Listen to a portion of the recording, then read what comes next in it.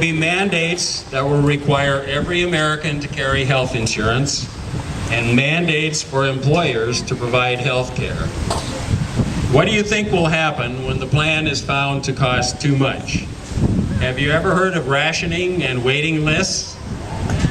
We have friends in this audience who have spent several winters in New Zealand, and they know people who've been placed on the waiting list down there. One lady who's had a GI bleeding problem for a couple of years before they ever got her investigated and off the waiting list. Somebody else who needed a cardiac procedure and was placed on the waiting list.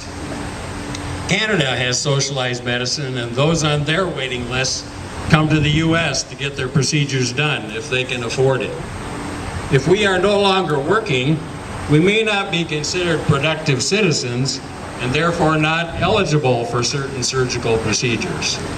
If you can't work, hey, why should you get your heart taken care of, or why should you get your cancer taken care of? These are the kinds of things that may happen under Obamacare. The other thing that I would like to bring up is the fact that the rights of conscience have long been a cherished characteristic of the American civil fabric, and the American framers openly praised these protections. Thomas Jefferson stated that no provision in our Constitution ought to be dearer to man than that which protects the rights of conscience.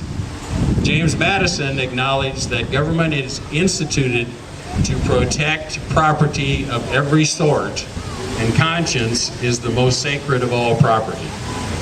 William Livingston is quoted as stating that consciences of men are not the objects of human legislation. Recently, the Miller-Waxman-Rangel House health care bill has appeared upon the scene, and it includes government funding for abortion. President Obama also has announced that he will rescind the conscience protection for medical workers that currently provides them legal protection for refusing to participate in abortions. Current projections indicate a 200,000 physician shortage by the year 2025. According to a recent survey, 95% of faith-based doctors said they would stop practicing medicine if forced to choose between performing an abortion or losing their jobs. We have much to be concerned about.